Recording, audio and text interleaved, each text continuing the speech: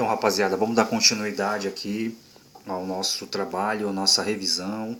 Antes da gente entrar exatamente no capítulo 4, dando continuidade, fazer uma mini revisão. Então, como eu falei para vocês, né, para falar de geografia política, geografia geopolítica, geografia, que são conceitos distintos, né, para o Vanderlei, o autor desse trabalho, existe uma diferença, como eu falei lá no início do trabalho, ou seja, existe a geografia política, que é uma ciência, que é um sub-ramo da geografia, né, uma vertente da geografia, e essa geografia política ela trabalha com uma epistemologia muito baseada na ciência política, né, diferentemente da geopolítica, que quase não bebe, como eu falei para vocês, quase não bebe da geografia política, que, aliás, quase não bebe da ciência política. Então são coisas distintas, né?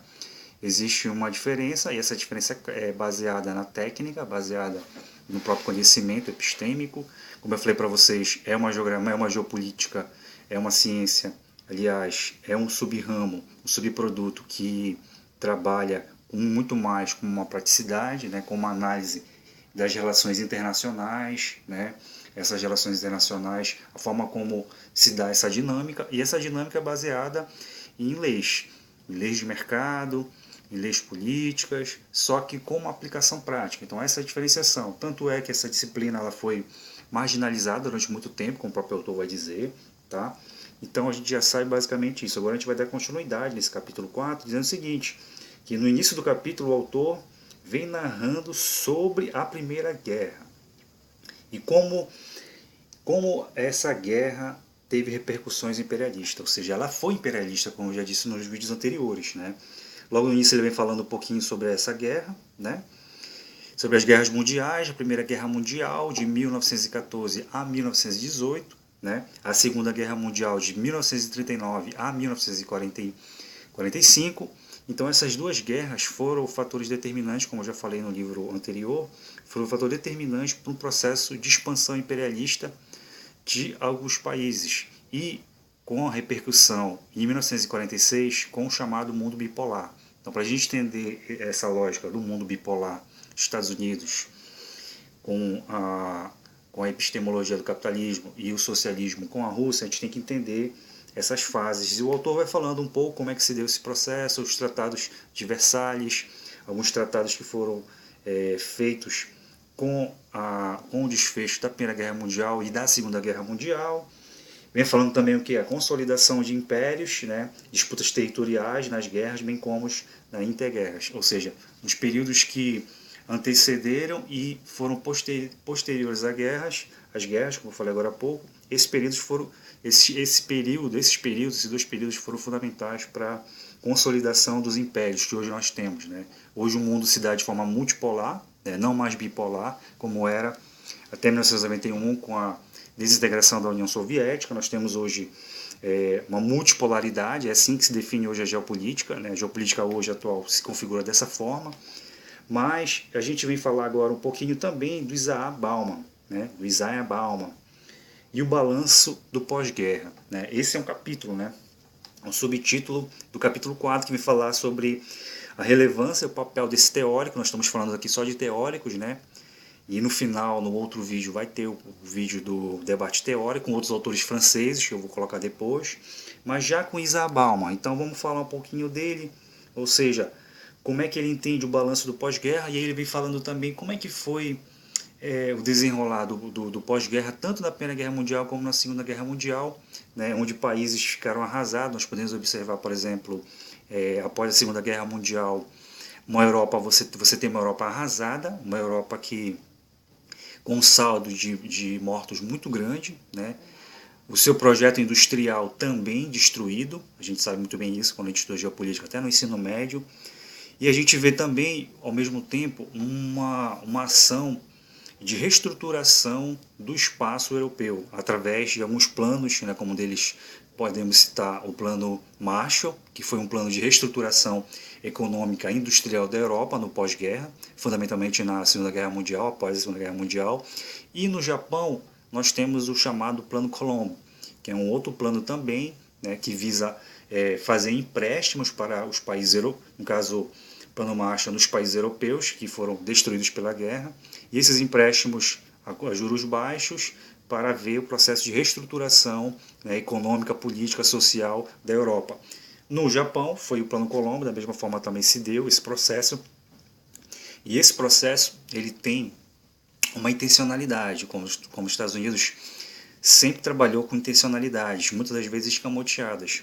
O processo de imperialismo no pós-guerra se dá com esses instrumentos de empréstimos, né, para exatamente a posteriori, com o processo de reestruturação já no seu ápice, tanto da Europa como do Japão, na Ásia, para exatamente ampliar o seu mercado consumidor. Então a gente aprende isso no ensino médio e nesse livro também ele vem detalhando, né? No ensino médio a gente pega já tudo mastigado e já vem detalhando como é que Isaac Bauman vem entender isso, como é que ele avalia o balanço, então ele vem fazer esse balanço todinho, ele detalha, né?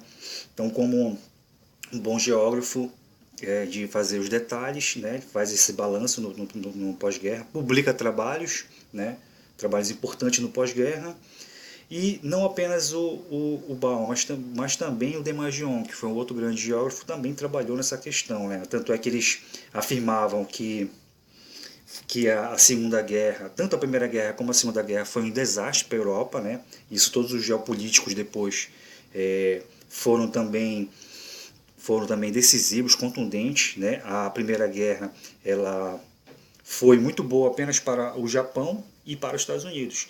Na Segunda Guerra não foi boa para o Japão, como a gente viu, né, nas bombas de Hiroshima e Nagasaki, né? Mesmo a gente sabendo que depois houve o Plano Colombo, que é um plano de estruturação que visava empréstimo, que eu falei agora há pouco, mas os vencedores foram os Estados Unidos e Japão. E a gente sabe muito bem que os Estados Unidos vendeu muitas armas para o Japão, aliás, para a Europa no período de guerras, vendeu alimentos. Então a gente entende que após a Segunda Guerra Mundial, né, a gente tem que entender que o mundo estava em crise, os Estados Unidos estava em crise na Segunda Guerra Mundial, no início de 1939, ele estava em crise porque ele já sofreu uma crise em 1929 com a queda da Bolsa de Nova York, e essa crise foi desencadeada por diversos fatores que aqui não convém a gente falar, mas a gente sabe que a Segunda Guerra Mundial foi determinante para os Estados Unidos sair da crise. Então os Estados Unidos saiu da crise com venda de armas, com venda de produtos, né, de diversas formas, para a Europa e também para a Ásia. E aí também tem outra coisa importante, nas conferências fora decidido uma zona de contenção, isso aqui é importante, olha. Nessas conferências de paz, conferências capitaneadas pela ONU e por outros agentes, Liga das Nações, outros agentes que visavam a questão da diplomacia entre os países no pós-guerra, foi criado uma espécie de zona de contenção, né? No que ele chama aqui de estados continentais, ou seja, União Soviética e Alemanha. Então os Estados Unidos começam já a fazer algumas barreiras sanitárias, ou cordões sanitários, como os autores geopolíticos colocam, né, na contemporaneidade. E esse cordão e esse isolamento, essa política de contenção, como eu falei no vídeo passado, uma das estratégias exatamente é colocar bases militares em alguns pontos estratégicos do globo terrestre. Tá? Então Bauman vai chamar a atenção da hegemonia dos Estados Unidos no pós-guerra, né? Ele faz uma crítica e ao mesmo tempo também algumas considerações importantes, né? Que os Estados Unidos se mantêm, né, com seu processo de imperialismo muito forte. Bauman também apontava a estabilidade da geopolítica europeia no pós-guerra, né? Isso fica claro, né? A gente pode ver aqui que realmente no pós-guerra a Europa, do ponto de vista geopolítico, ela se fragmenta, né? E aí depois nós vamos ver uma fragmentação muito grande política do ponto de vista institucional, de Estado, no leste europeu, que você vai ver países socialistas se configurando, e na parte mais ocidental você vai ver, na parte oeste você já vai ver, né, você vai ver a questão de alguns países capitalistas, né? E isso não é bom para Isaac Bauman. Ele vem dizer que o saldo de 1,5 milhão de mortos na França, né, foi o desfecho da guerra, ou seja, a França saiu arrasada do ponto de vista de inúmeros mortos, né? Aqui ele até assinala 1,5 milhão. Tá? Relação com as colônias Inglaterra, né, dava autonomia para a França, aliás, dava autonomia à Inglaterra. Ele vem dizer que o seguinte, que a Inglaterra dava autonomia nessa geopolítica, nessas relações internacionais, no processo de expansionismo, né, desses países. A Inglaterra ela dava mais autonomia, né, do ponto de vista político para às nações que tinha conquistado, para suas colônias. Diferentemente da França, que a gente observa que ela não tem tanta... não dava tanta autonomia. A gente pode ver aqui o caso da Guiana Francesa, onde a centralização das decisões era muito comum. E ele vem assinalando isso, faz uma avaliação também aqui da Alemanha no pós-guerra, por geógrafos alemães como Haushoff, ele cita Haushoff aqui, né, também novamente, o Mauer, né. Bauman separa e se preocupa com a União Soviética e o comunismo, né. Ele faz algumas considerações com relação a como é que a União Soviética ela se isola nesse contexto e acaba formando o socialismo, né. Haushoff e a geopolítica alemã, agora falando um pouquinho sobre Haushoff e a geopolítica alemã.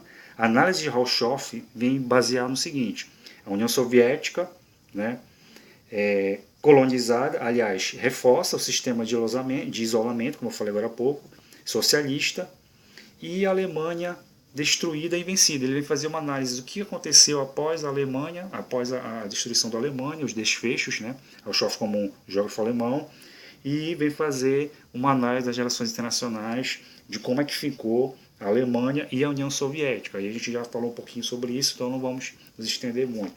Haushoff, né, para vocês saberem, era general alemão, né, e teve muitas publicações, né, foi um geopolítico bastante conceituado na Alemanha, e trabalhava com as ideias de Ratzel. Né, ele trabalhava com as ideias de Ratzel e usava todas as ideias basicamente dele, a ideia de determinismo, como a gente vai ver depois no último vídeo, determinismo territorial, né, o Estado como agente determinante na produção.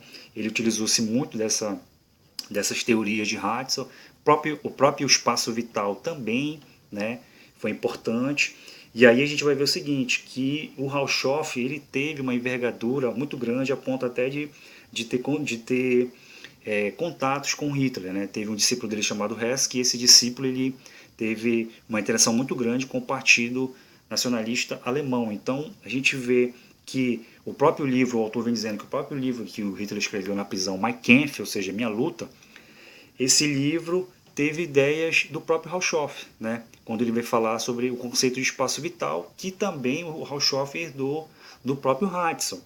Outro conceito de consciência geopolítica que a Alemanha deveria ter, nas inúmeras guerras que participou, que essa consciência geopolítica deveria ter, assim como também nos Estados Unidos, também esse conceito foi trabalhado, ele reitera, e ao mesmo tempo que a gente vê o Hitler e o Haushoff tendo um estreito relacionamento, que a gente vê, né, uma estreita relação política, né, intelectual, mas a gente vê também que o próprio autor vai dizer que tem momentos que o Hitler ele desconsidera algumas obras do próprio Haushoff. Inclusive, uma obra clássica do Haushoff, que trabalhava fronteiras, essas fronteiras iam de encontro àquilo que o Hitler pensava. Então, algumas obras ele foi realmente bem trabalhada por Hitler, né? Foram decisões acertadas, mas por outro lado não. Né? Mas ao mesmo tempo a gente vê, né, essa questão aí sendo trabalhada por Haushoff. Ele se preocupava também com uma inovação epistêmica, embora a gente vai ver que ele, em muitos momentos, por alguns centros de estudos na Alemanha, ele não tinha tanta expressividade, era um pouco até marginalizado, mas ele tinha uma grande publicação, uma grande envergadura. Então, basicamente é isso, só um resumo, uma síntese, e a gente vai para o último vídeo, que é o debate teórico, onde trata alguns autores franceses, ok?